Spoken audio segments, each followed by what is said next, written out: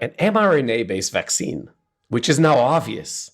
A year ago, if you'd spoken to any expert, they would have said 2030 at best, 2035 at best. And here we are on the podcast talking about this as a very kind of obvious thing. It is anything but obvious. If this disease struck 10 years ago, not 100 years ago, we wouldn't have been talking about 42 days. Welcome to Post-Corona, where we try to understand COVID-19's lasting impact on the economy, culture, and geopolitics. I'm Dan Senor.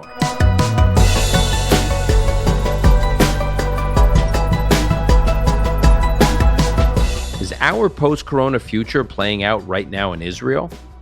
So far, more than 70% of Israelis aged 16 and older have received at least one dose of the vaccine, and many of them 2 jabs, including my nieces, my sisters, and my mother in Jerusalem.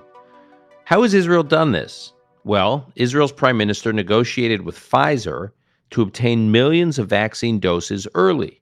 Israel paid a premium for this upfront supply, but also agreed to provide the company with indispensable clinical data, made possible by Israel's robust digital health infrastructure. Now the prime minister has set a goal of getting Israel's economy completely reopened by the spring. What have we learned so far from Israel's experience? Hospitalization rates and death rates of seriously ill patients are already declining. According to a new study from Clalit, one of Israel's health funds, fully vaccinated people are 90% less likely to develop severe cases of the disease, and virus transmission is coming down too. So now Israel is dealing with a range of new economic and societal issues as it enters the post-corona phase. To explain what may be heading our way, we have Yonatan Adiri returning to our podcast. Yonatan is the founder and CEO of Tel Aviv digital health startup Healthy.io. He was also a top technology and diplomatic advisor to then-President Shimon Peres. Has Israel become the world's post-corona laboratory? What can we expect over here from what Israelis are learning over there? This is Post-Corona.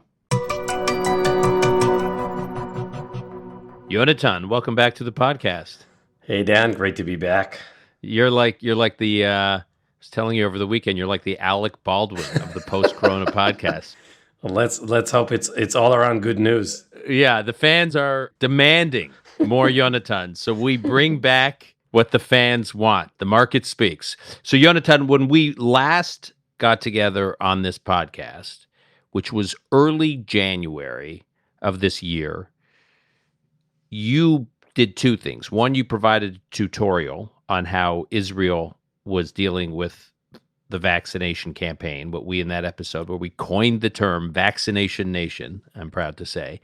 And you also made some bold predictions about how Israel would lead the world in vaccinations and the world would learn a lot from Israel. So before we get into a number of the issues we want to talk about in terms of, what the world is actually learning or what the world could be seeing based on the trailer that is Israel Now. First, tell us, where is Israel at now? Here we are at the beginning of March 2021, so something like 2.5 months since we last spoke. What's happened?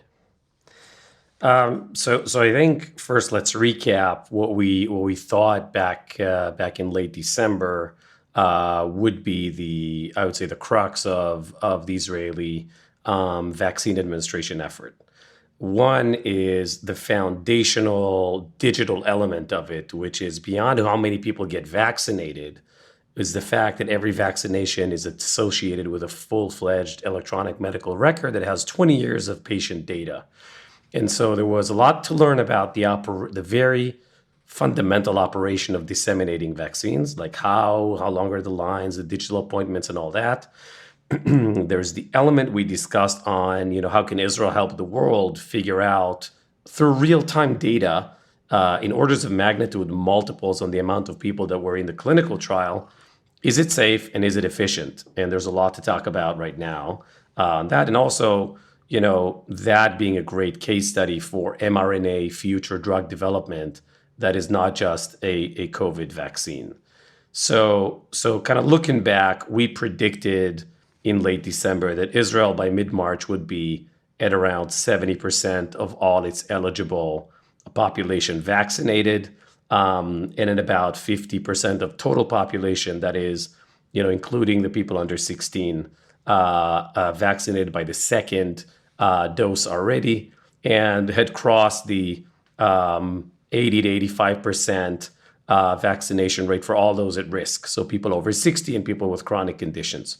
Glad to report back to you and to our listeners that prediction has been met, and even greater than that. We're at that point already. 70% of all the eligible communities have been vaccinated with the first dose, 50% with the second, and we're at about 90% of all those at risk.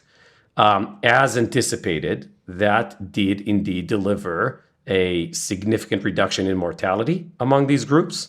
And you can actually, the Israeli and a reduction in hospitalizations, right? Exactly. So I think that's important, right? Because ultimately, the whole solidarity effort here is to keep our healthcare system intact so that, normal people can go and get treated, outside of the corona challenge, pregnant women, birth, cancer treatments, and so on and so forth. And in that sense, we're seeing really phenomenal results when it comes to the vaccine. We're seeing also how the data correlates with the populations that got vaccinated indeed. And just the mood in the country. Describe the user experience, if you will, the patient experience for any Israeli that is eligible and wants a vaccine. You made a bold prediction when we last spoke about how easy it would be for anyone who's eligible, who wants a vaccine. It would be a very user-friendly experience. Has that borne out? So a couple of funny stories here. 3 weeks ago, I went to get my second dose, and I did it at a hospital instead of my local HMO, which usually takes about 12 minutes at the HMO. And that's the storyboard nationwide. Everybody's like, oh, this is like, I go in, I go out, it's a 10-minute thing. And I'm sitting there, and it's all digitally managed. It took about 50 minutes, right? Like less than an hour. And there was a lady there who came in and complained that this is taking an hour, right? and so anecdotally, and this is like, it's such an absurd that this is taking more than 10 minutes that people got used to the fact that you're in, you're out, it's a digital appointment, and 10 minutes later you get a text message, 48 hours later you get prompted by the app, do you have side effects? Everybody got used to this digital envelope throughout those 3 to 4 weeks and collects the data in a way that helps other people, prepare. The second anecdote, which I think is another great example of how those law of unintended consequences, you can do 50 to 60%, but then it becomes a bit harder. Within the population at risk, people over 60, there is a subgroup of people who are geriatric and are actually being treated at home. Sorry, it's not so easy to get them into the vaccine station. And, a lot of people have tried to figure out how do we vaccinate them? They're at high risk. And one of the most beautiful example of creativity, solidarity, and technology, the decision was made that when a person of that specific situation signs up for a vaccine, we bring the vaccine to their home, but we don't want to miss out on 6 vials, right? On 6 doses from the single vial. Mm-hmm. So there's been an effort whereby this person calls his neighbors and his house becomes an ad hoc, nano vaccination station, right? So that, he or she, they get vaccinated and 5 more people get vaccinated around them who could otherwise have gone to their local HMO, but now they get vaccinated at home thanks to their neighbor who's, most likely in his, mid 80s, et cetera. So I think these are 2 good anecdotes that show you to the extent we made that the baseline is a 10-minute thing set up via app, encompassing already 5 million people in the last 8 weeks. And so if it goes beyond the 15 minutes, it's a complaint already. And we don't forget about the frail and elderly. And we try to be creative around, those nano stations, again, enabled by digital, but also I think by the creativity and the solidarity of the HMO teams. And I also heard some stories. My mother was telling me there were these stories about like how they're trying to motivate young adult Israelis to get vaccinated. So they're doing things around bars. You go to a bar or near a bar, and you get if you get a shot in the arm, you get a shot down the throat, a shot and a shot. Exactly. As you progress, it's kind of like any other product, right? There's an early adopter, and then there's that chasm, right? How do you break the chasm for the last 20%? That 20% is distrusting. That 20% has a lot of issues. And the government and the system made a great effort of being very creative. Some of it had to do with like serving dinner at the, cholent for the Orthodox, kanafe for the Arab population. How do I sort of turn this into a social event? There's been a lot of creativity around that. How do I get to the entrance to the shuk, to the market with a mobile station? How do I convert a blood donation van into a vaccine station?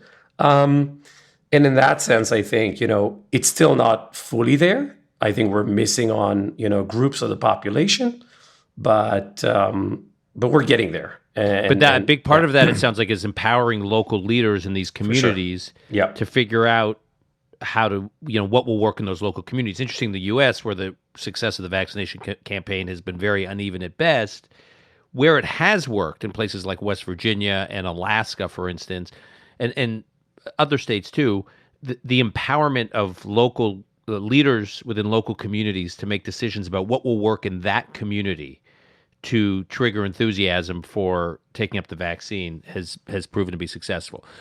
Okay, the New England Journal of Medicine just published a big peer-reviewed piece authored by a number of Harvard epidemiologists and other experts. Why was this piece such a big deal, and what was the big takeaway? So if you remember, and our listeners, if you remember, last time we said that this is going to be interesting because every vaccine is going to be entered into an EMR. So we could actually potentially electronic medical record. Yeah. So potentially, with every day having about 150,000 people vaccinated, we can really have a time series of 500,000 people within 3 weeks and create a digital version of a clinical trial with a control group and a live group, and actually have the people on the control really have almost identical characteristics to those who got the vaccine. And just to be clear, in the clinical trials, the control group was about 40,000 people. So off the bat, you're at 10 to 12x the size. Correct. And then continue. Sorry. And in doing a trial like that, what you're trying to do is control variants so that the impact will be the vaccine, not the age, not where they live, not socioeconomics, not underlying comorbidities. And the Clalit Medical Institute data run by Professor Balitze, who's the foundational element of this study that you were referring to at Harvard, created a digital trial whereby the control is almost identical to the group that got the vaccine, except for the fact that this one got a vaccine and this one still hasn't. So they used the time series of those who still haven't been vaccinated. So they basically compared Jane Doe, who's 55 and has, diabetes, to Jane Doe number 2 on the control, who didn't take the vaccine yet and has the same comorbidities, lives more or less within a mile radius of the one receiving the vaccine. So the difference in and disease, they can get really granular. Exactly. Like Jane Doe lives their life this way. Jane Doe has this many children. Jane Doe is obviously this age. Yeah. That's what 20 years of digital data on health delivers to you at a very, I don't say easy, but a very accessible way to run a trial like that. And so the trial encompasses 600,000 people, and it is unequivocal that both efficiency and safety of the Pfizer vaccine has been, effective in the wild, if you will. And this is the first peer-reviewed evidence at that scale that gets published. And really, we in our original conversation have predicted that this will come out very, very quickly. So, just to give you a sense, this was published last week after being peer-reviewed, which means probably the data was delivered in late January, right? That's 6 weeks since vaccine number 1 was administered. This is unprecedented historically. This is in line with humanity taking 42 days to develop the compound of mRNA for the vaccine. We've risen to this challenge as a humanity within 42 days. And we've been able to deliver this study that proves efficiency and safety in the wild within 6 weeks, or let's say call it also order of magnitude 40 days. I think that's just, a phenomenal human achievement. I'm overall, clearly many people have lost their lives, their livelihood. There's no reason to be, joyful, but I think this is a clear message of the light at the end of the tunnel. This is a clear message that this is within our reach. This is within the reach of the scientific community. And it is within a reach of a healthcare delivery system that knows how to, per your point from before, be hyper-localized and deliver in a local setting. We're going to talk about what Israel is seeing that the rest of the world is probably going to see in a few months, what Israel's seeing now. But just broadly on the scientific community globally, there seems to be something extraordinary that we've learned about how we develop vaccines, specifically messenger RNA, mRNA. Mm-hmm. And so can you just explain why at least the vaccine development process during coronavirus is such a breakthrough? Because just before coronavirus, think polio, think measles, if you want to develop a vaccine, you had to get a culture of it and develop basically a diluted version of it and it would take something like 10 years to develop and then months to manufacture. But in this particular case with coronavirus, they never actually worked, at least with Pfizer, they never worked with the live virus. They got the genetic code from the virus, which is just data, and it essentially got emailed to the researchers to put into their program, and then that led to the manufacturing, which, as you said, took 42 days rather than 10 years. Yeah, and I think there are three things that are phenomenal here that we need to really kind of keep in mind. The first is that this is the first time that, humanity responds by upgrading the immune system while the virus is at its peak mutation rate. You talked about the measles or smallpox or whatever. We usually would have developed or have developed a vaccine after tens of millions of people died already. So the virus has already reached its peak. It reached the optimal point, killed tens of millions of people, and then we developed a vaccine. This is the first time in history we're doing that in parallel. That's the first thing I think we need to be very proud of as humanity. That's the first thing, like we're doing this in parallel in the first time. The second piece, and that relates to, think about it, 10 years ago, how much would it cost you to send a text message, right? Text message, 10 years ago, right? iPhone 3, right? If this disease struck 10 years ago, not 100 years ago, we wouldn't have been talking about 42 days.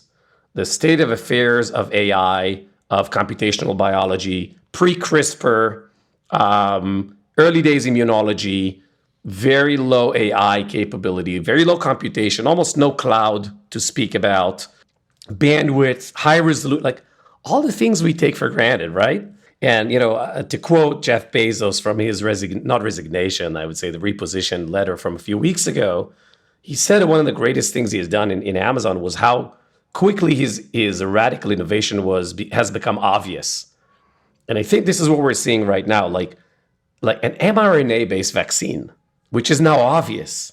A year ago, January, February 2020, if you'd spoken to any expert, they would have said 2030 at best, 2035 at best. And here we are on the podcast talking about this as a very kind of obvious thing. It is anything but obvious. And again, this is something that 10 years ago would have been a mere impossibility. There have been breakthroughs in immunology. There have been breakthroughs in CAR T treatments. It's not like the field hasn't emerged. But doing that so rapidly, so efficiently, is something that has become, possible only in the last 3 to 4 years at this cost effectiveness. I was recently rereading Mark Andreessen's famous essay, Software Eats the World, which is, he wrote about 10 years ago. And it relates in a sense to exactly what you're talking about, right? Because this is almost like mRNA allows us to treat vaccine development and updates to vaccines as software development. It's like this could lead to a future where vax development and therapeutic development is happening on people's laptops. Like you basically have whiz kids working on laptops doing these updates.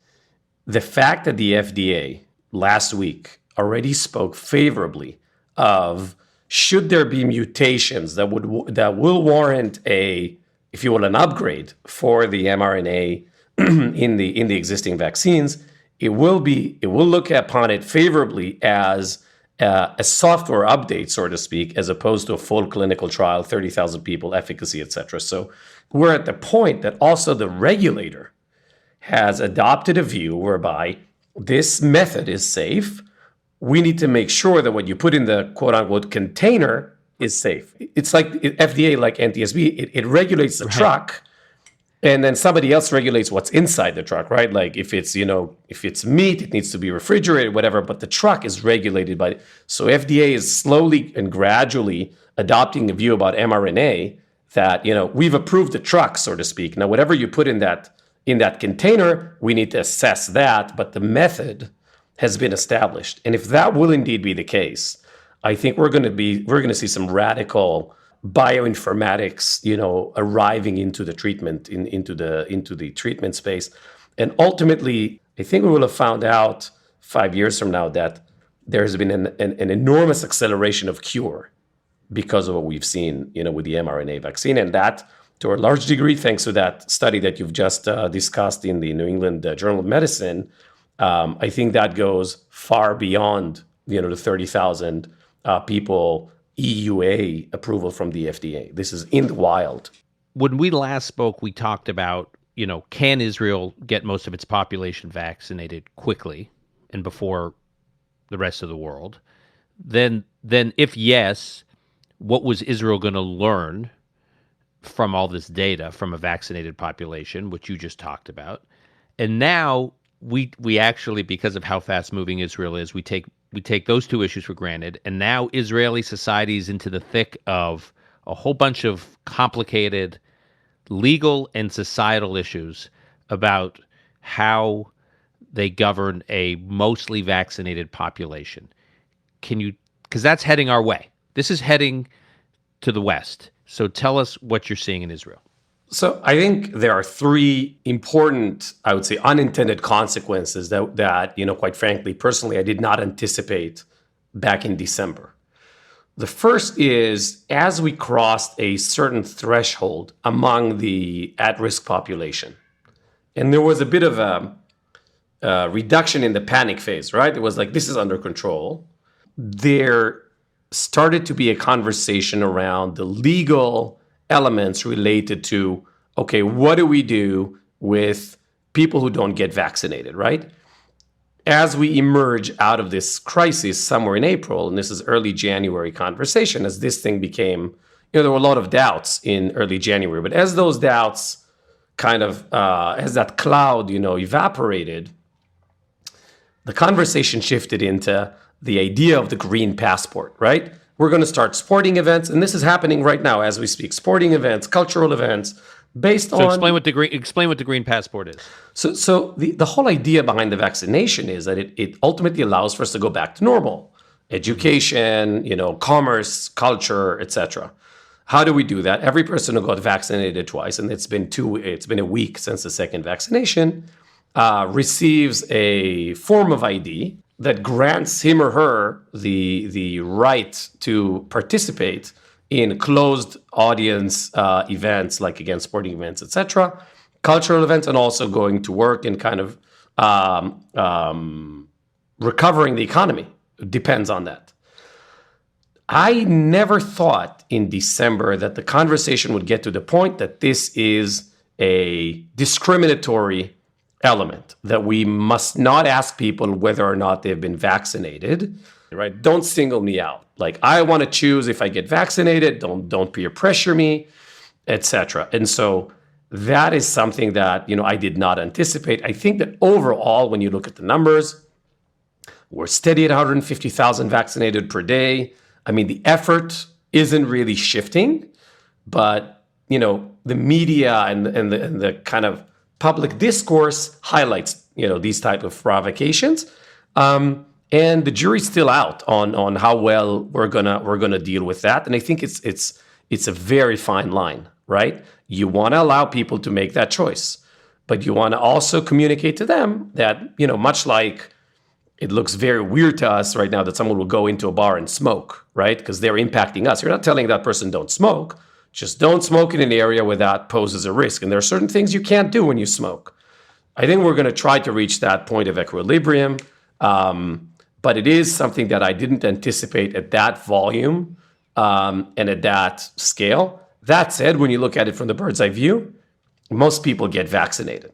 The second thing we didn't anticipate, and I think it's related to the first one, is that averages aren't going to matter, right? It's sort of like the death of the average, if you will. We're used to measuring populations by the average person who gets vaccinated, and kind of all the policy tools are not personalized. They're aimed at, average, Shmuel. The death of the average is very important here, because we have anticipated that once we get 70% of the people vaccinated, just to kind of keep it simple, 70% of market activity will go back. And that is not the case, because there are certain populations that kind of lopside the average. So you have 80% on average, but there is a whole population that's like at 30%, which is a certain part of the Arab population, the Bedouin population, right? Or a certain profession. So it's not enough to have 70%, because if teachers and teacher assistants don't get vaccinated, and the fact that the average person did, doesn't really matter for the extent to which we can have an economic recovery. And we're seeing that right now. Exactly. And so hotel workers fall into the 30%, it could decimate an industry. Exactly. And that, when you kind of connect that to the issue of like human rights and not forcing people to vaccinate, those two conflate and they create a real issue. And I think, decision makers, policymakers, and the ads that you were referring to earlier are trying to target that issue with great tact, and it's important not to kind of push people, away, and to allow for that level of sovereignty for people, it's their own body, but also signaling the price that people around them are paying. Again, I sort of see that as like the non-smoking kind of. No, I remember. debate. I mean, growing up, it was a thing. You could, when you fly a plane, there were people who could book smoking section seats, as though like smokers had rights on planes. They could have their own seating section, and then it was like, we don't care how addicted you are to tobacco and nicotine. If you want to smoke, you can't fly. So that process took probably, 25 years. I'm too young to sort of have experienced that. Probably took 20 to 25 years, right? The evidence, whatever. We're experiencing all of that in fast forward. Like we're talking about an effort started in early January. The whole public concern in January was, can we deliver? But as soon as that concern was kind of met, and it was clear that we can, the public discourse immediately shifted into, well, if I choose not to get vaccinated, what's going to, can I be sanctioned, etc. So can you take the thank you for smoking type, domain with all the fake news, social media and all that, and kind of cram all that into one quarter, January through March, so that somewhere in April, the whole thing will kind of subside, trust will be regained, and that would be like a fringe issue as opposed to a central issue. I think that's a big deal. And I think in a lot of countries in Europe, you're going to see that playing a major role, this notion of, don't tell me what to do, there's human rights, there's privacy, and there's all that. And I think it's a valid debate, and it cannot be confrontational. Again, because of this death of the average thing, right? Like, we're all, there's a famous song in Hebrew, we're all like part of one human, one living tissue. You can't leave people on the side. It's not a socioeconomic thing. It's we all depend on each other to such an extent that we're all interdependent. We can't just kind of push that as much as it makes sense logically, right? Because if those folks choose not to, that impacts us directly, and we need to work with them actively, locally, with the spiritual leaders, with some institutes of society where we actually don't feel comfortable in a normal routine to engage with. We'll need to do that right now to get everybody across a certain threshold that works. When we last spoke, you said that Netanyahu, why he made negotiating with Pfizer for early vaccines for Israel, the reason the prime minister made it such a priority was, in your view, he had a sense for this term. You took the K-shaped recovery and applied it to countries. It's not just about market recoveries. It's actually about the recovery of entire countries. There's going to be K-shaped countries, and you thought the government of Israel identified Israel as having an opportunity to be one of those countries. So first, just to refresh our listeners, what did you mean by? Why don't you explain what a K-shaped recovery is in terms of how we understand it, the term that was used by Peter Atwater, and then how you applied it to countries. So we went back to December on our call. Let's go back further to March, right? And again, it looks like ages ago, but it's less than a year ago. March 9th, as COVID was becoming apparently, it has become apparent that this is a big deal. The Dow dropped almost 8% on one day. The next day, another 9.9%. By March 12th, another 13%. And this was almost late February, March. The stock markets went basically off a cliff, in aggregate, down about 36%. Correct.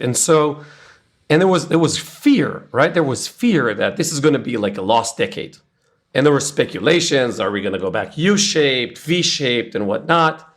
Looking back, just the top 10 digitally savvy companies, the Amazons, the DocuSigns, the Zooms, the Apples of the world, have gained $4 trillion in market cap between March 2020 and February 21. Not only that they were not, that they haven't suffered, they have flourished.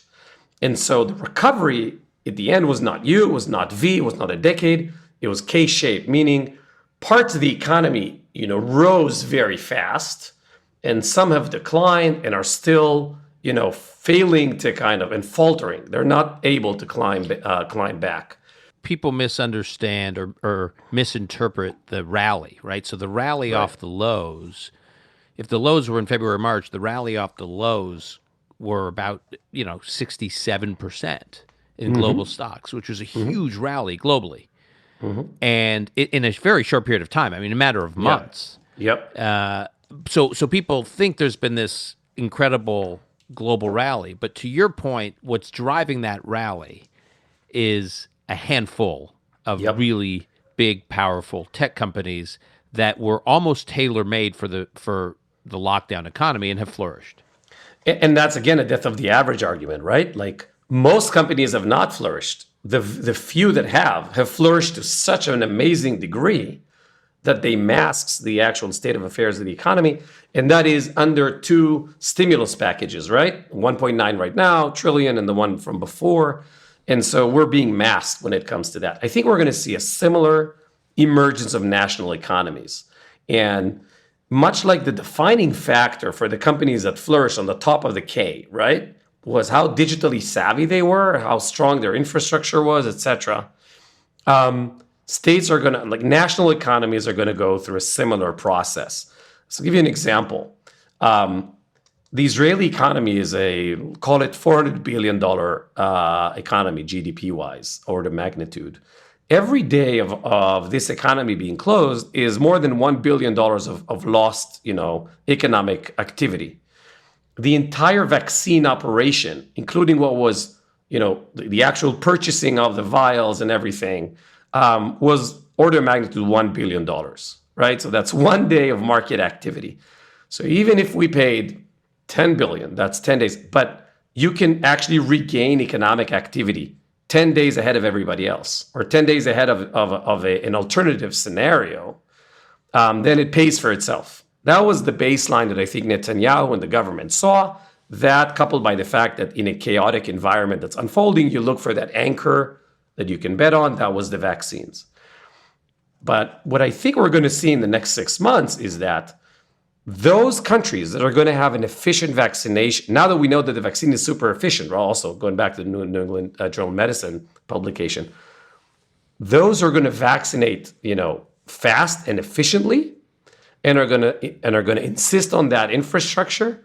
Their economy is going to bounce back, recover a lot faster, and those who do it really fast would actually have a compounded effect, much like Amazon had and Apple and others, because the time it will take for the others would leave those early adopter countries that have vaccinated fast and went back to normal top of the hill for a longer period of time. So, we're used to global competition, right? On resources, capital, tourism, investment, which is shared by, let's say, 40, 50 very developed economies. If you're sort of one of the only developed economies standing on top of that vaccine mountain, so to speak, and you're done, right? A lot of the influx of capital that can't go to economies that haven't recovered yet will go your way.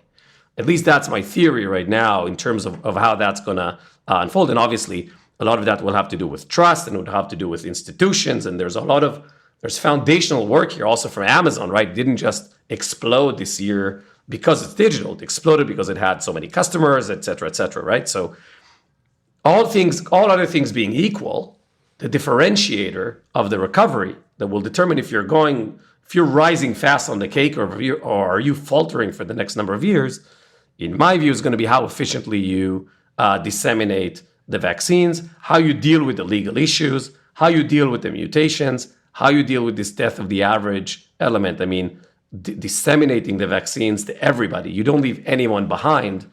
And if you manage to do that, and Israel's talking, April 10 to be done, basically, you're not only going to reap the rewards of your $400 billion GDP, you actually might see unprecedented growth over the next couple of years until the catch-up effect globally is at play. What you're saying makes sense to me in certain sectors, certainly in Israel's technology sector. Mm-hmm. But when I think about other sectors, which albeit aren't nearly as large and dominant in Israel's economy, but still employ a lot of people, like its tourism industry. Mm-hmm. So in a good year pre-COVID, Israel's attracting 3, 4, 5 million tourists a year. It represents at its peak about $6-7 billion in contribution to GDP, which is 1.5-2% of its economy. So that's a big number and it employs a lot of people.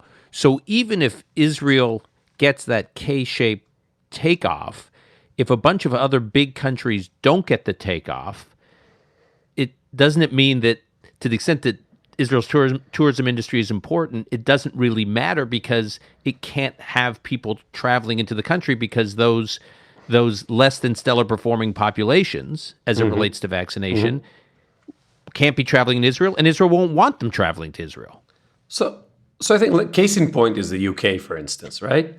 And let's talk about continental Europe. So I don't remember the numbers, but tourism contribution to the GDP in Italy and in France is more than 10%. It's a massive part of their economy, and that is because everybody can travel there. And so if you're a lady from the countryside in the UK, you probably spend your summer in France, Italy, etc. The UK is doing really well on the vaccination effort. They're doing it well. There's a good chance Boris Johnson, the Prime Minister, spoke of May 17 as kind of a little bit of going back to business, non-essential travel, and somewhere early June going back to traveling. Where will all those British tourists go? They cannot go to continental Europe. It hasn't been vaccinated to the extent that would make sense. If Israel indeed meets that target, there's already a conversation between Israel and the UK about a green passport corridor. That in and of itself would be enormously significant for the Israeli tourism industry. We have seen early signs of that with the UAE post-Abraham Accord, UAE-Israel relationship and kind of tourism actually will go in one way into the UAE and back, but just giving you a sense that when you have nowhere else to travel, most of your travel concentrates in a certain corridor.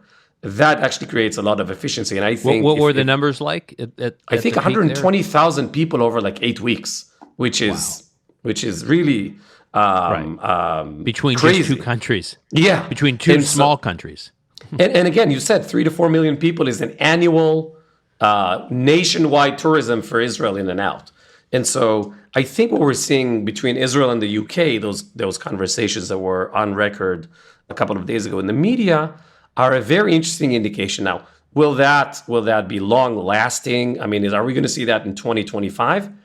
I think that really depends on how well we execute on the opportunity that might be generated by the fact that we're ahead of the curve in regaining economic activity. In some areas of the economy, we did really well over the last year in understanding that this is a crisis, which is a horrible thing to waste, as the idiom goes. In some others, we've been disappointedly sticking to the status quo. So when it comes to tourism, will we seize the opportunity of being early vaccinated country and partner with other countries who've climbed that mountain? I hope we will, and I think we'll see a big dividend if we do that. And you were talking about the tech industry. The tech industry had the best year ever because it's very good at seizing on these opportunities. $10.5 billion foreign direct investment invested in Israeli startups in 2020. It's incredible. The rate of increase between 2019 and 2020 was higher than the rate of increase in the U.S. When we wrote Startup Nation a decade ago, we marveled that Israel was attracting $2.5 billion in venture capital on an annual basis, which was still the highest per capita in the world. In a year of a pandemic, Israel does 5 times that number. And I think what's exciting and what we can learn as an example, if you look at the incredible companies that were built here this decade, like Wix, who's now the biggest, I think they're the biggest market cap Israeli company these days, or Fiverr, right? Those companies have enabled people worldwide to survive through COVID, right? If you think about Fiverr connecting people from India, offering microservices to people in the UK who are trying to survive and kind of have their small mom and pop shop at the end of the road transition into a website, right? Wix has done the same. And so they're on top of that K curve. Can we as a national economy, are we going to follow the Wix and Fiverr example as a country?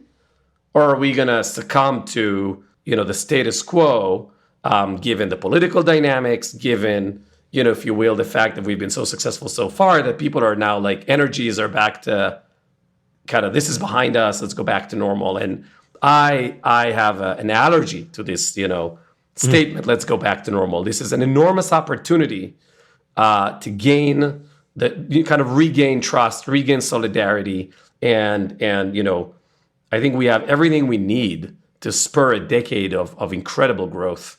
And it would be a shame to succumb for the status quo in that context.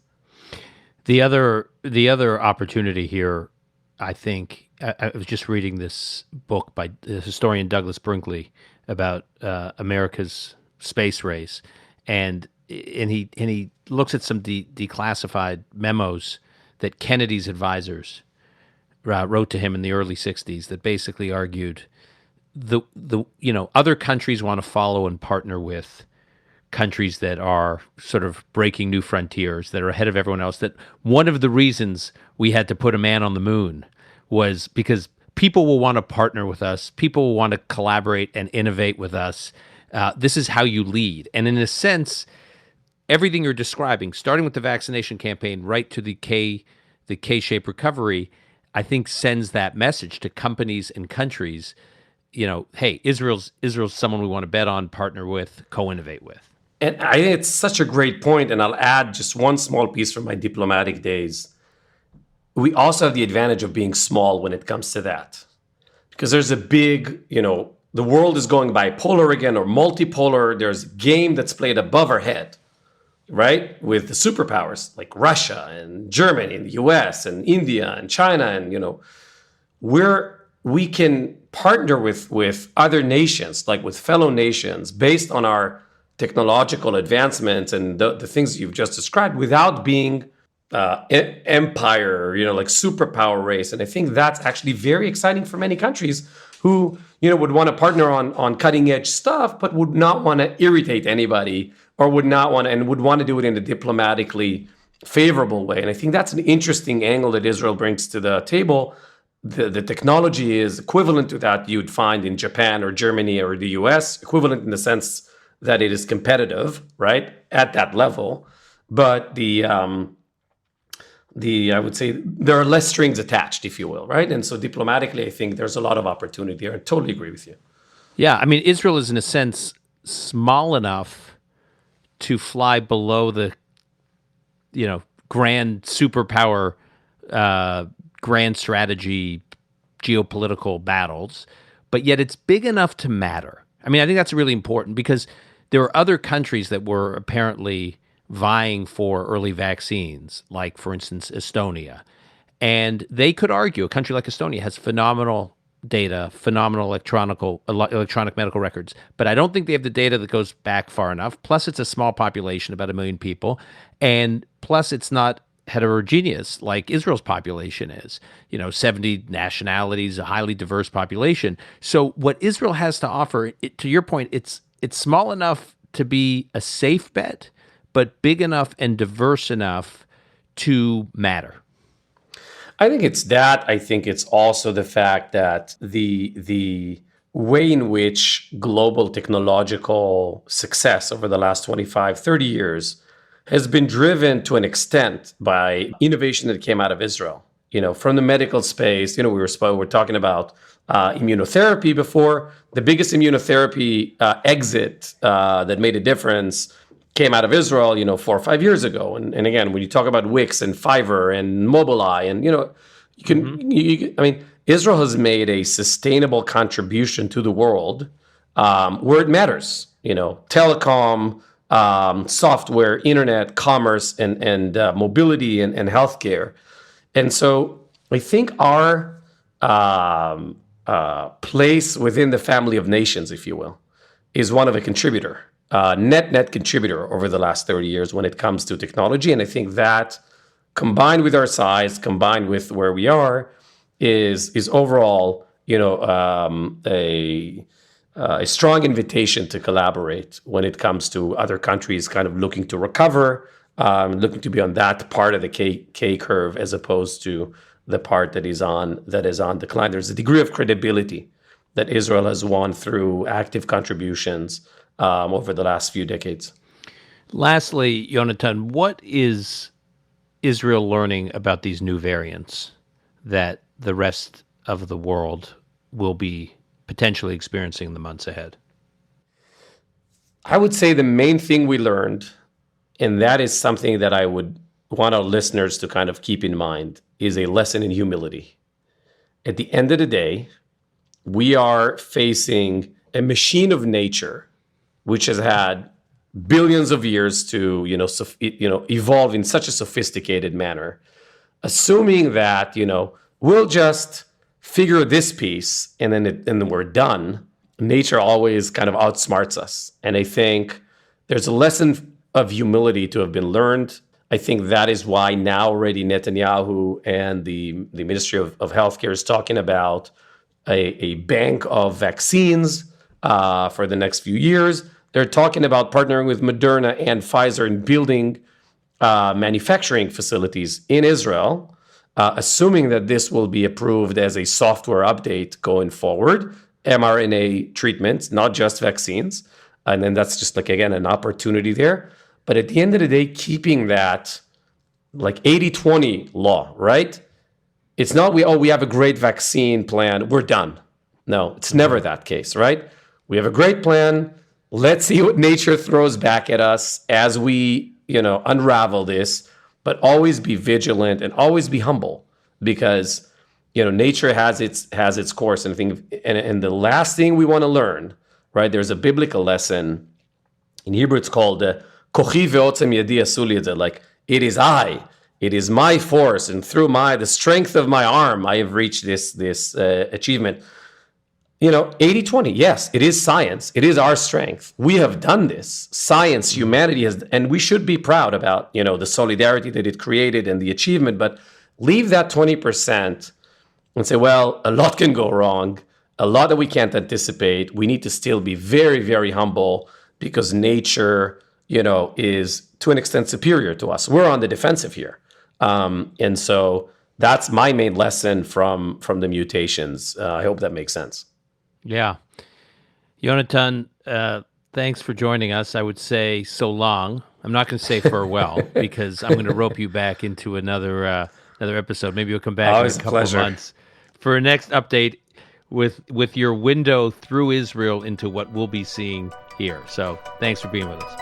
Thanks for having me.